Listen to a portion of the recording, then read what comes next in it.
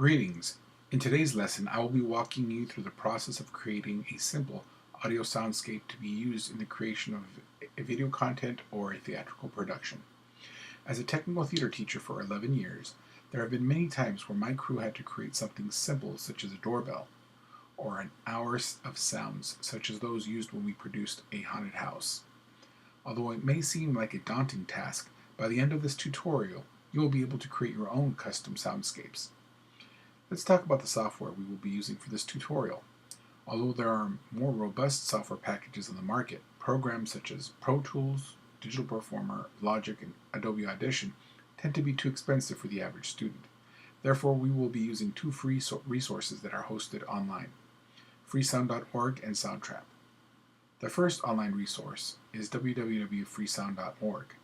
This is an online repository of sound effects that are shared royalty-free, meaning you aren't charged for using the sound effects created by audio technicians called Foley artists. Just to give you an idea, some professional sites can charge hundreds of dollars for the use of one sound effect. To put the sounds together, we will be using a free online digital audio workstation or DAW called Soundtrap. Although there are many free sound editing programs available, Soundtrap can be used on any platform regardless of the operating system. This is important as computer access can vary from home to home and even classroom to classroom. Soundtrap will work in any browser. Soundtrap has many features of a professional workstation such as soft synths, MIDI program, audio overdubs, loops, and instrument recording. Although most are outside the scope of this tutorial, you can explore them at a later time. Let's get started. The first thing we need to do to create our audio soundscape is to collect our raw sounds. For this tutorial, I'll be creating an epic car crash scene. To do this, we have to begin by collecting a set of sounds. So we begin by opening an internet browser of your choice. For this tutorial, I'll be using Google Chrome, but this process will work with any of the big brand name browsers. So let's open Chrome and enter www.freesound.org in the address bar. Now this will take us to the opening page. Freesound.org is a repository or bank of shareable sound effects, but before you can use the sound effects, you'll have to create an account.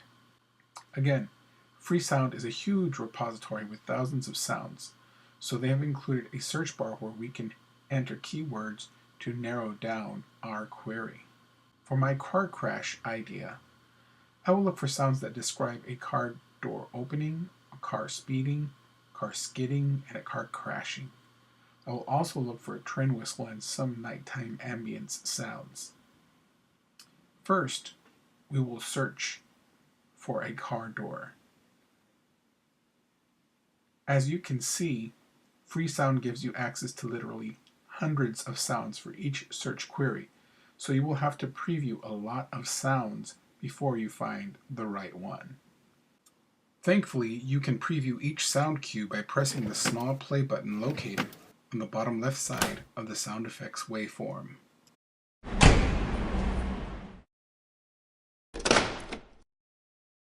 That one sounds good. Once you find a sound file you like, you can click on the file and it takes you to the sound effects information page. Here you can see the time and date it was uploaded, as well as the artist who created the sound effect. To download, go ahead and press the yellow download button. It is important that you create a sound effects folder to keep all the files that you download organized. Here I have a folder called Raw Sound Effects. Now that I have saved it, I can continue to download the rest of my sound effects. For the sake of time, I'm going to speed up this process so we can get to the editing. Even though it's fast forward, you can see that I'm not spending too much time looking for different sound effects and auditioning them. Please note that you will get the best results if you take some time to listen to lots of sound samples. Time spent in this pre-production process will make your final product stand out. We will now start the editing process with Soundtrap. This is located at www.soundtrap.com. Before we begin, You might notice that I'm using the standard browser window. This worked fine for freesound.org, but you'll want to maximize your screen real estate for the rest of this lesson. When you first arrive to Soundtrap website, you will have to create an account, but there are some pretty cool options. Soundtrap allows you to link your Facebook, Google, or Office 365 account to access additional collaboration features. This really makes this software package quite valuable. I'll go ahead and log in using my Google account. I'll enter my password. And once you log in, you'll be taken to a dashboard.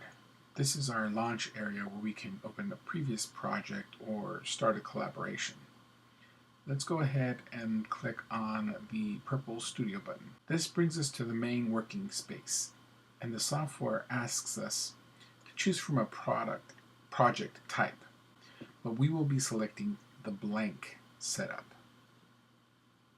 Once we are in the main studio area, you'll notice that the space is pretty clean relative to other professional products. The thing to remember about Soundtrap is that the tools become available once you start adding content. In the center of the screen, you're going to notice that there are 6 paths to choose from. Most are music-oriented and outside the scope of this tutorial. But since our sound files are located on a local drive, we will have to upload them to the project. And we will do this by selecting the Import File button. This will take us to our computer where we will navigate to the raw sound effects folder that we used previously and import the necessary files. Depending on the file size, this may take a while. Ours are pretty small, so this should be a quick process. One limitation of this software is that you cannot import multiple files at the same time. This makes bringing in the files a very tedious process. For the sake of time, I will speed up the file import process. Please keep in mind that Soundtrap will accept the most popular file types, but will not work with AIFF or CAF files that are popular with Apple programs. The next thing we want to do once we have all our files in is we want to mute all the tracks. This will help us keep our focus and attention on the files that we will be editing. You can drag these files so you can organize it one at a time. I like building from the top to the bottom. And it looks like this might be a little too short for what we need. But what I'm going to do is I'm going to just create the background for it. So I'm going to grab it, edit, and I'm going to see this little turn button. It's called loop.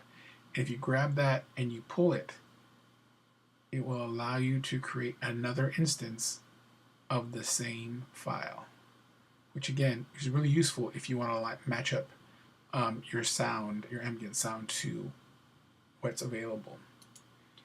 So I'm going to go ahead and bring that back in here. And next thing I want to do is I'm going to work with my my owl, because I want to make sure that has a certain sound in the ambience. So I'm going to go ahead and play those two together.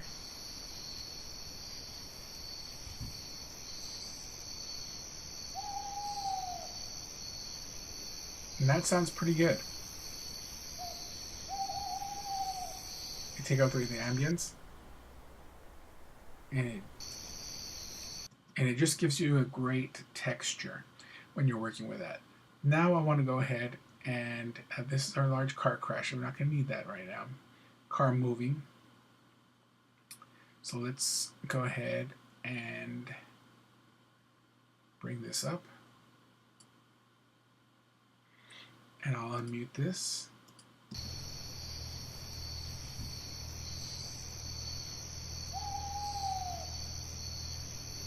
Now there's not a lot of action happening. I'm going to fast forward over here to see what happens. Okay, so it looks like there's some action happening over here. So I'm going to go ahead. We do need to split it here. Okay, we do need to split it. And so what we're going to do is here it says split region. And you can just click that, and I'm curious to see what this looks like on a PC, but here it has a Command E, so it may be a Shift or Control E with the Windows version. So I'm going to go ahead. What I'm going to do is I'm going to split it at the timeline, at the where the head's at, so that we basically, let me undo that. So, and make sure we highlight it. As you can see, I highlighted the wrong one, and I'm going to go ahead and split it at the right where the playhead is at. I'll eliminate kind of like the useless sounds at the beginning, and I'll bring this in.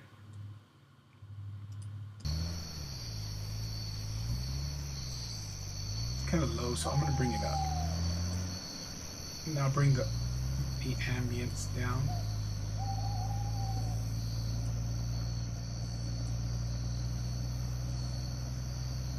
Okay. Here we go.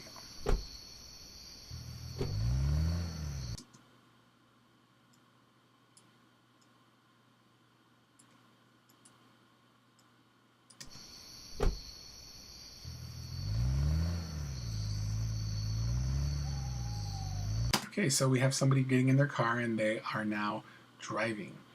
Now what we want to do is there should be a train coming. Okay, and it should be this bottom one that we previewed earlier. Perfect. So I'm going to bring that up.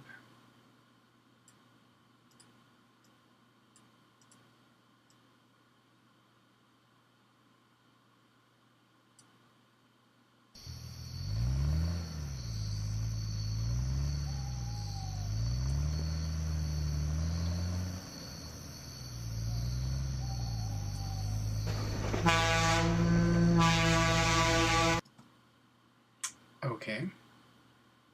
And out of nowhere came a train. Then I'm going to go ahead and solo this. There's this kid.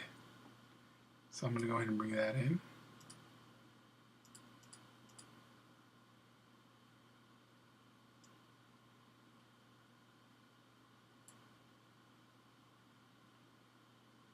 And a large crash. Okay, I don't think I'm going to use the other one. I think I like this one.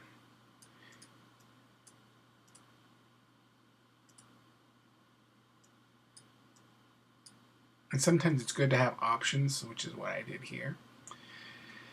And I'm going to go ahead, and it looks like I'm not going to need a lot of this, of the top 3 sound waves, so I can cut those in a minute. To do this, I will need to split the track and use the delete key to erase the excess sound file.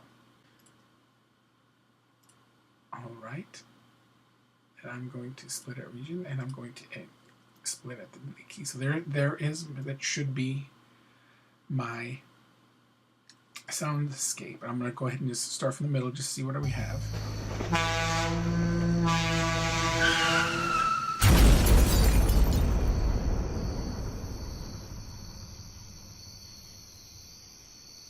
Okay, what a tragic story.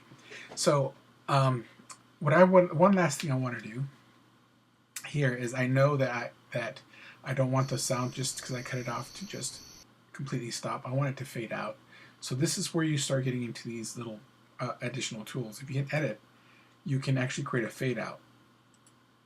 And although it is automatic, there is a audio button here that you can move back and forth to kind of give you the amount of fade in, fade out that you want. Okay, I'll do this for the next one. All right, and I'm going to do a fade in for the entire project, but I'm actually going to fade this in a lot earlier so that we can have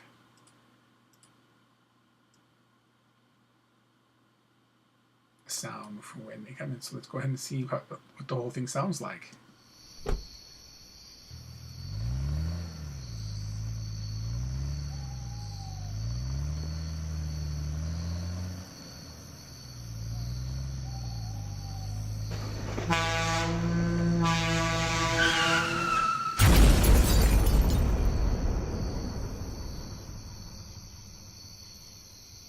Okay, now there's just one last thing we need to do, and that is to export the mix down to an MP3 file that we can use and play in our MP3 players or computers and bringing it into different programs, or even use it as a sound effect into play.